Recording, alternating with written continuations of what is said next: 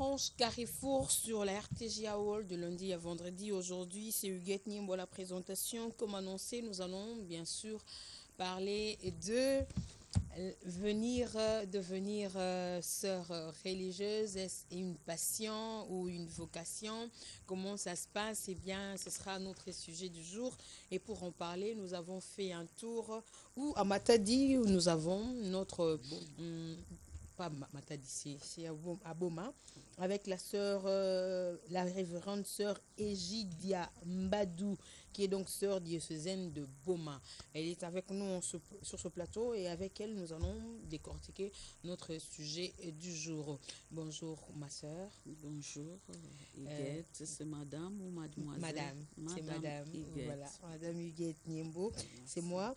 Eh bien, nous allons discuter de ça, nous allons parler de votre vie de tous les jours, bien sûr. Nous voudrions savoir un peu plus parce que ce n'est pas tous les jours que nous avons une sœur sur notre plateau. En tout cas, nous vous voyons, nous vous rencontrons, mais nous voudrons aujourd'hui découvrir la profondeur de votre vie religieuse. Merci de nous accorder cette interview, en tout cas. Cet entretien. On va donc continuer, on va commencer. Je voudrais savoir, en tout cas avec les amis qui nous suivent, comment devient-on, d'entrée du jeu, comment devient-on religieuse? On devient religieuse par vocation. C'est un appel du Seigneur.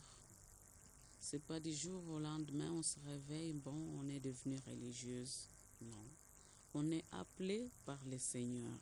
Mais l'appel, comment le comprend-on? On a comme l'impression que ça demande à ce qu'on puisse s'adhérer dès le bas âge, non?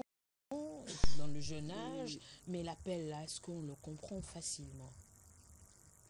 Comme vous le dites, c'est un processus, donc ça vient de loin. Oui. Et les inspirations qu'on ressent au plus profond de soi-même, les invitations du Seigneur avec lesquelles on grandit. Mais il faut dire aussi que l'attrait nous vient quelquefois par les sœurs aînées qu'on a côtoyées, qu'on a connues et qui vous donnent quand même plus de l'envie de faire comme eux et comme elles, et qu'on aimerait imiter. Parce qu'on est marqué par leur style de vie, par leur service et par, je dirais, par leur mission. Voilà.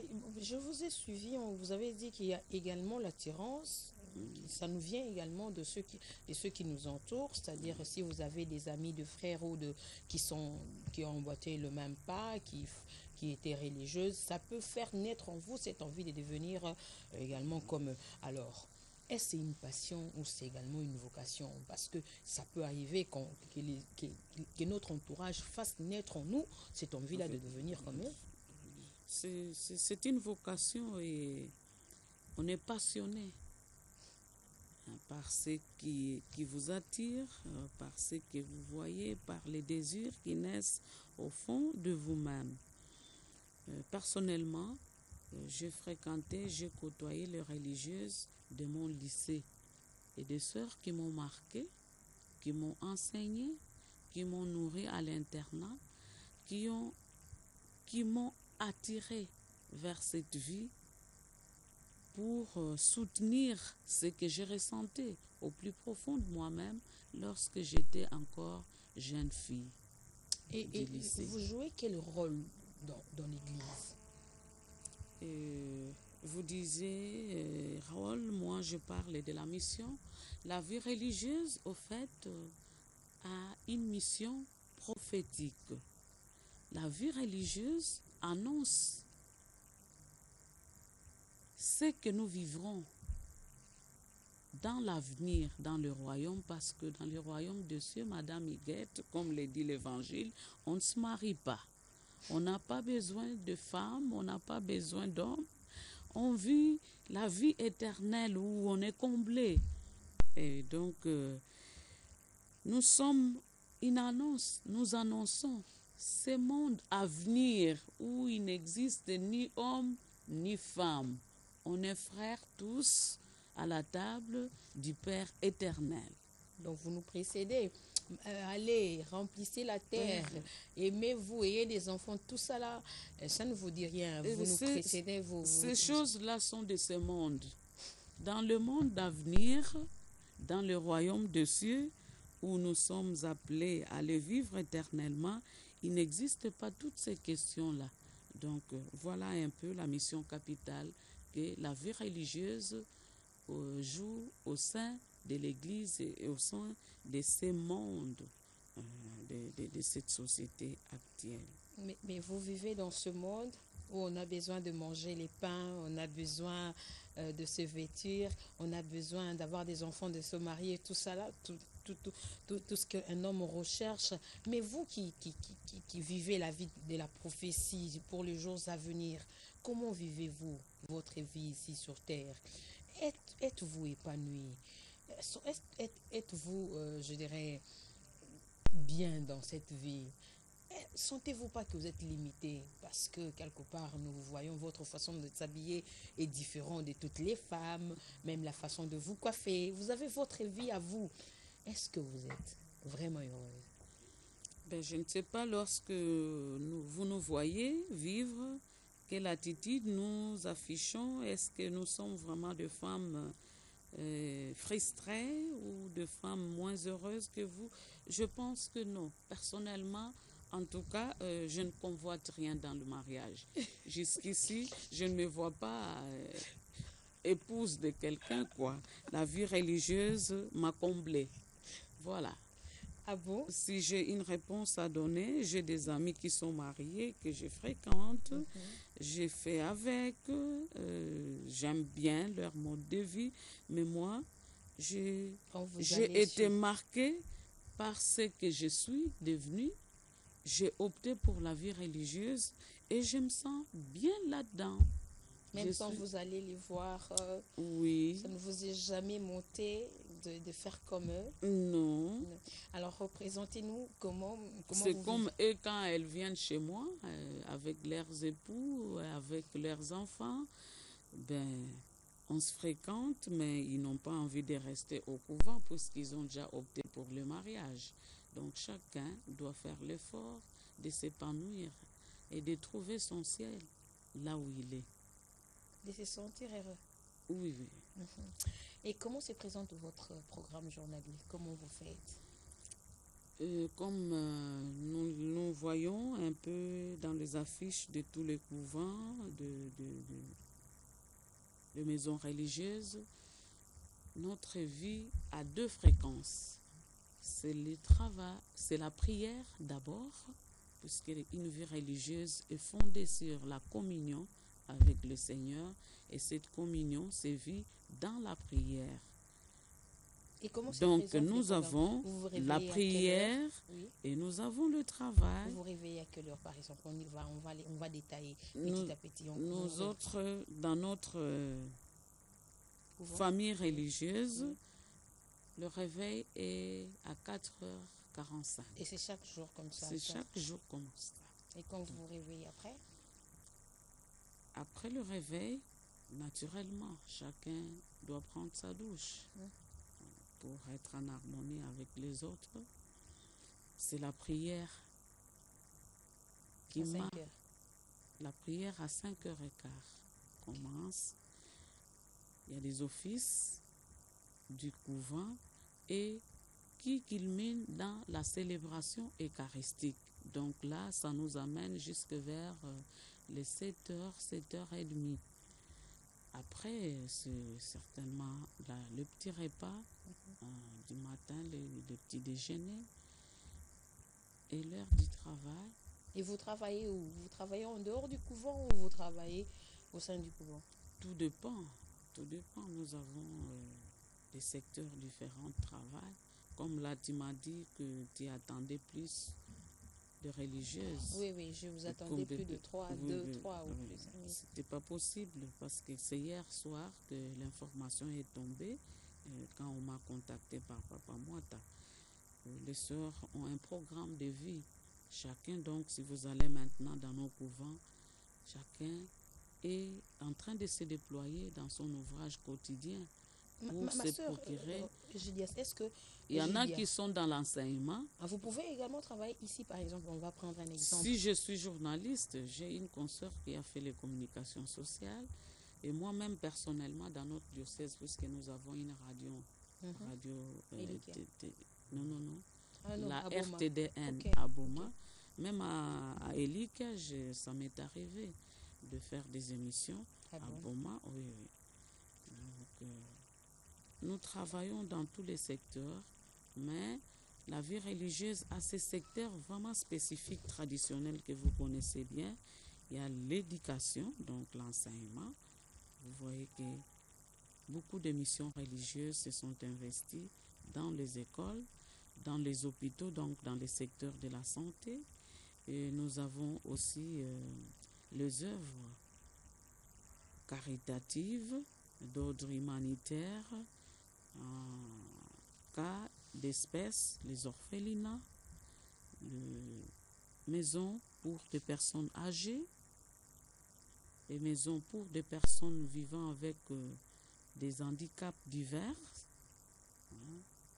Nous avons les sourds. Et vous rentrez généralement le soir, vous réunissez à quelle heure?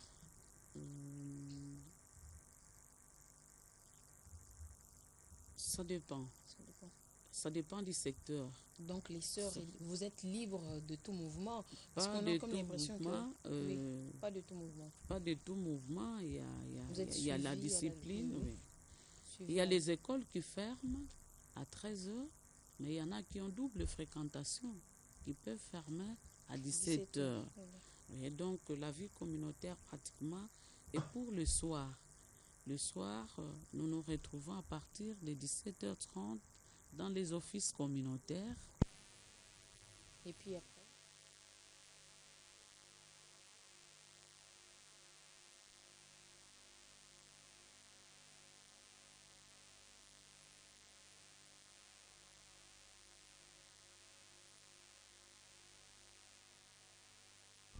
Chaque matin, je fais du sport. Mon fils fait son entraînement de football. Ma femme fait toujours du bon thé le matin.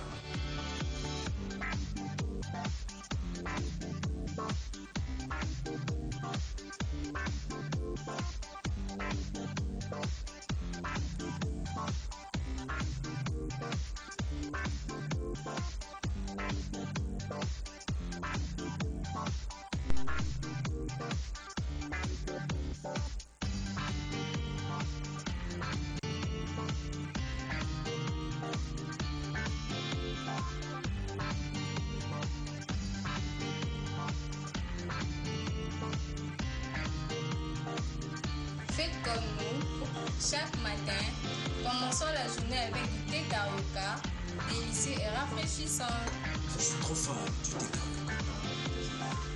Raison pour laquelle, quand tu bois, Tu t'accroches.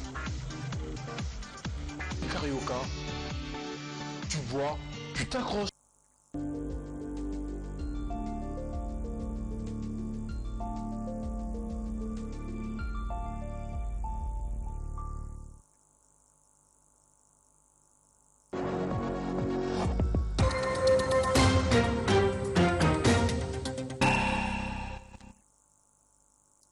Ce sont les choses faites de main d'homme. Il faut qu'il y ait imperfection pour que le Seigneur reste le seul parfait. Bienvenue encore une fois, vous qui nous prenez en cours. Dans cette tranche Carrefour, nous sommes en train de discuter sur la vie religieuse. Est-ce une vocation, une passion? Et nous avons sur ce plateau la sœur révérende Egidia Mbadou qui est avec nous, qui nous vient de la diocésaine de Boma.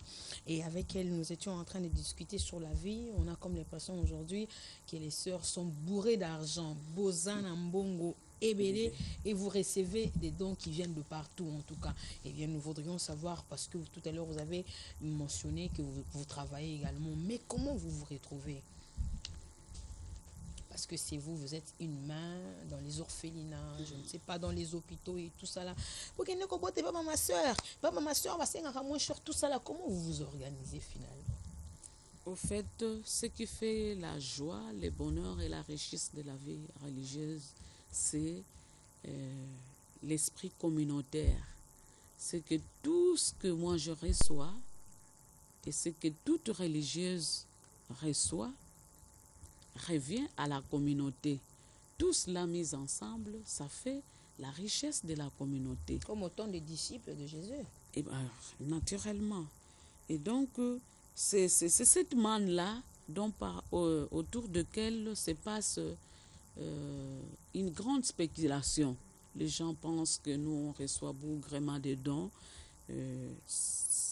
Bien sûr qu'il y a des dons occasionnels.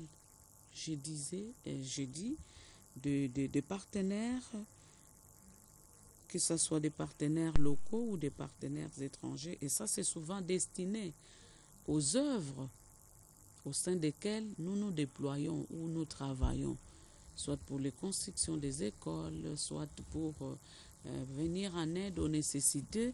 Mais notre vie à nous, en soi, est tissée du fruit de notre propre revenu.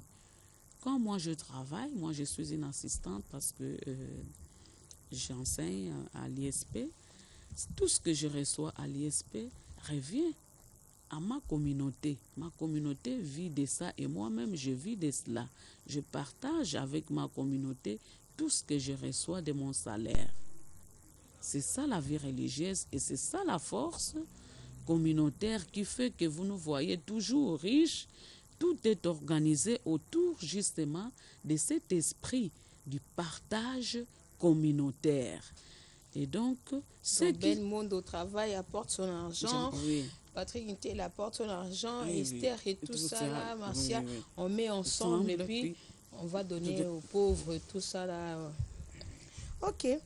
Mais la Bible dit, ma sœur Egidia, la Bible dit, les désirs de la femme seront portés vers son mari. Ça, c'est Dieu qui le dit.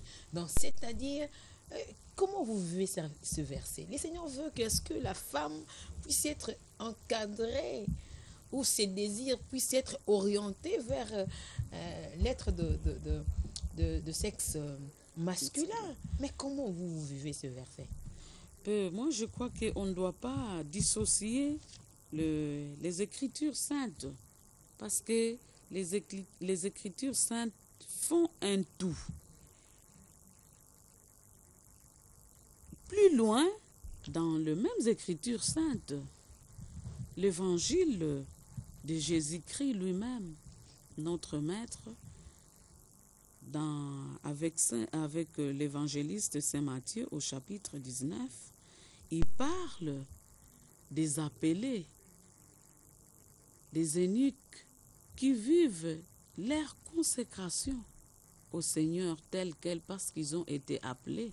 Ça, c'est aussi l'Écriture sainte. Donc, l'Écriture sainte ne s'est pas seulement arrêtée à cette invitation-là du mariage. Bon, je suis par exemple ici devant moi, devant la Bible, la lettre de Saint Paul aux Corinthiens. La première lettre de Saint Paul aux Corinthiens, au chapitre 7, le verset 32, je vais vous le lire intégralement, dit ceci. Ok. Or, je voudrais que vous soyez sans inquiétude. Celui qui n'est pas marié s'inquiète des choses du Seigneur, de moyens de plaire au Seigneur.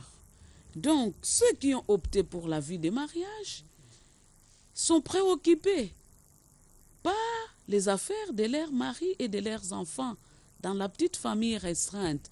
Mais la femme consacrée dans la vie religieuse est préoccupée par les affaires du Seigneur. Ça, c'est Saint Paul qui nous le dit dans le Nouveau Testament. Et dans l'Évangile aussi, comme j'ai dit là, je relevais un épisode très important de Saint Matthieu au chapitre 19, le verset 12, nous dit ceci.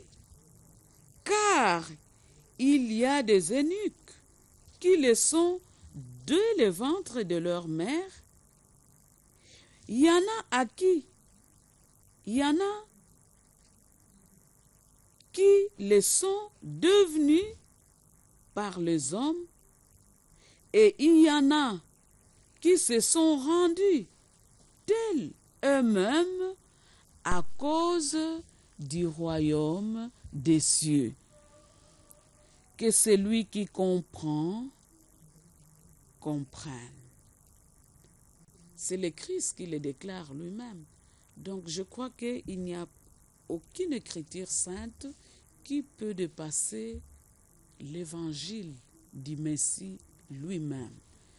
Le Christ lui-même, il est content, même depuis son temps, d'avoir été entouré par des vierges, par des femmes, à son service, au service de la louange de l'Éternel. Je crois que cet office-là n'est pas minable, puisque tout ce que nous faisons, que ce soit dans le mariage, au travail, nous nous investissons pour faire plaisir aux hommes, mais il y a un homme invisible qui dépasse tout ce que nous voyons ici, à qui nous devons aussi plaire.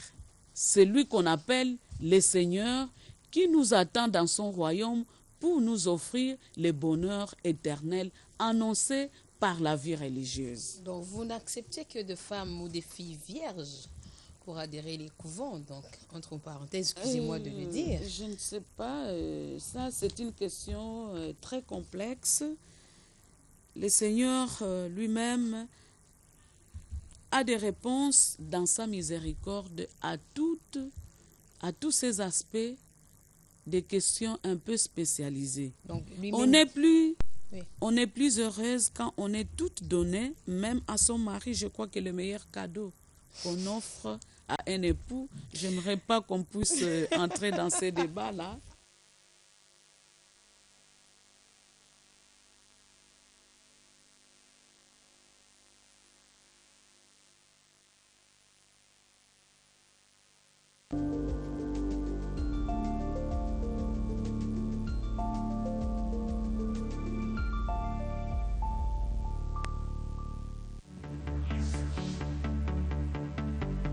Notre mission, c'est pour sauver des vies et faire avancer les gens.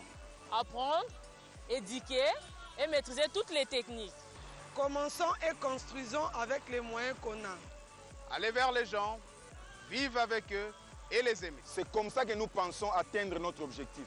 Honorable président, vice-président et chers invités, c'est pour moi un profond plaisir de vous inviter à la cérémonie de partenariat entre ACOCOIFF et le studio JD Record avec notre sponsor officiel Lambic.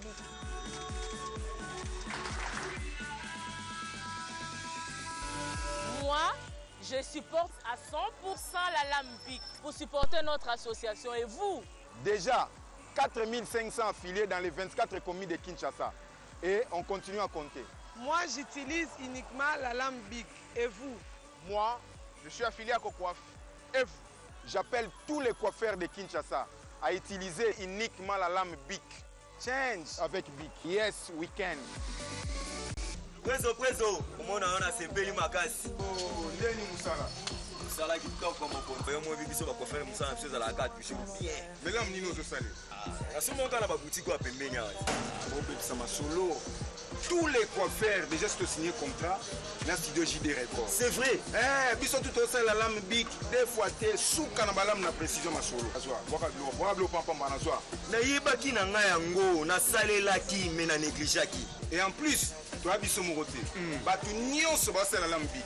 Ba tailleur, ba cordonnier, ba électronicien, même ba carte SIM for Lambic, ba esthéticien, ba artiste peintre, ba quado, ba mère avant la plante na mutu. Lambic kaka, donc tout terrain. Lambic c'est tout terrain. Bonjour. Bonjour président. Ndenge ni Musala. Musala zo kende ki. Toko makasi président.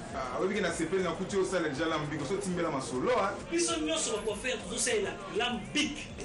Po ya mo na la masuka na précision. Mon Lambic depuis 1945 ti lelo zo teka mamukimo Mbappé zo continuer kozala bien pour la masolo à coiffure. J'appelle tout le monde de consommer uniquement la Lambic pour nous soutenir. À tous et merci de nous être fidèles pour cette deuxième saison de la ZIC d'aujourd'hui, cette tranche d'évasion musicale qui a pour but de vous faire aimer les artistes que vous connaissez et vous faire connaître les artistes que vous aimez. 100% évasion et balade musicale, c'est tout de suite dans la ZIC d'aujourd'hui. Suivez votre magazine de variété musicale, la ZIC, du lundi au jeudi à 4h25.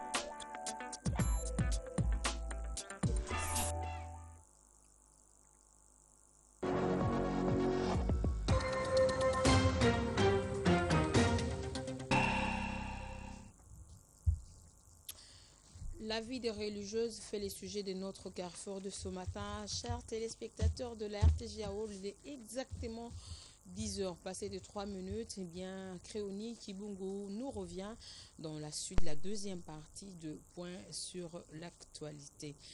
Rebonjour. Rebonjour. On te cède les micros.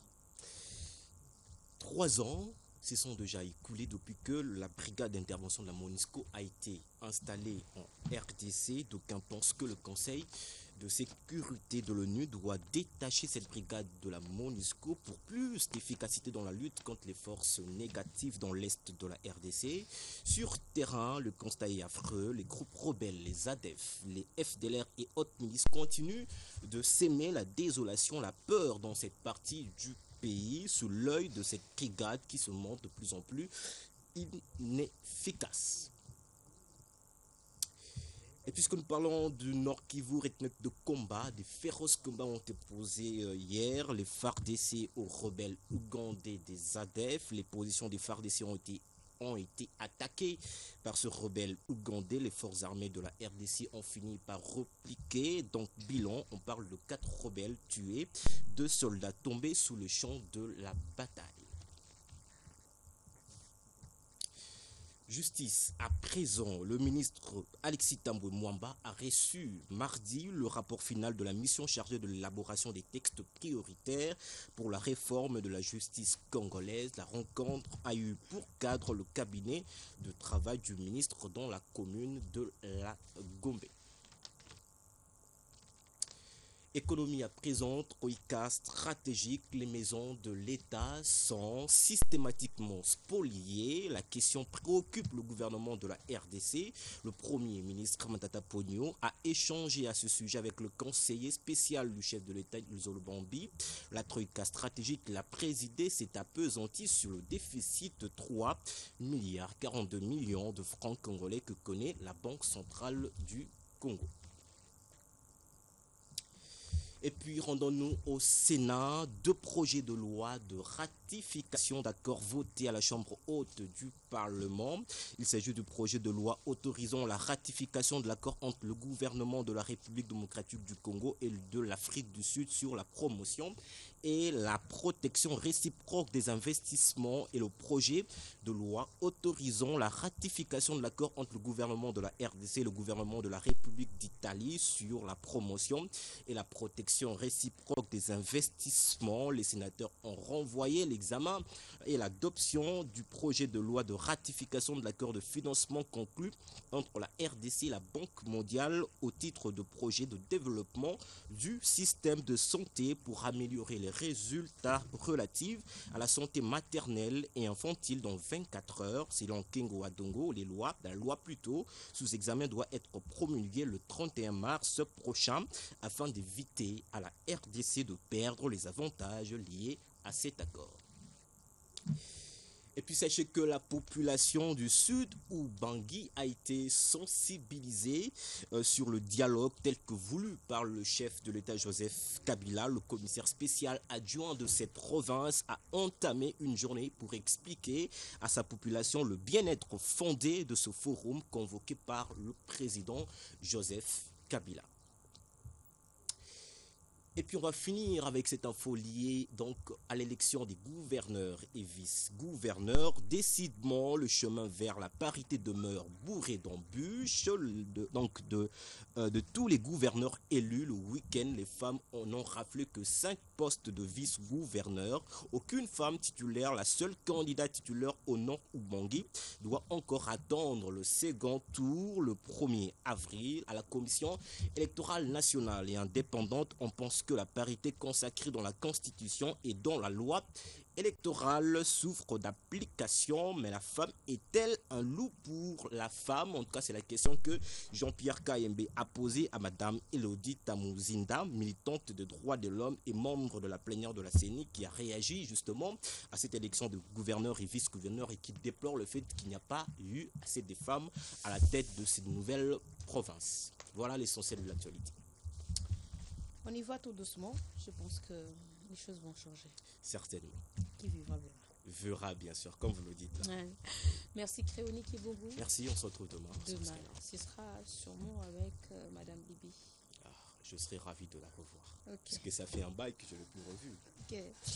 Alors, on va continuer notre tranche Carrefour. C'était donc au point sur l'actualité avec Créoni Kibougou.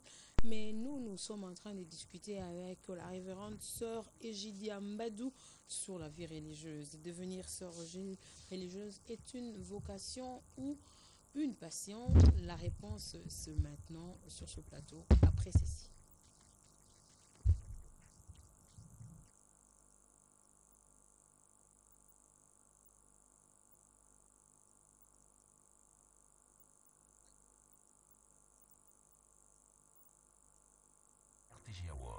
D'ici peu, vous serez submergé par une vague d'émotions.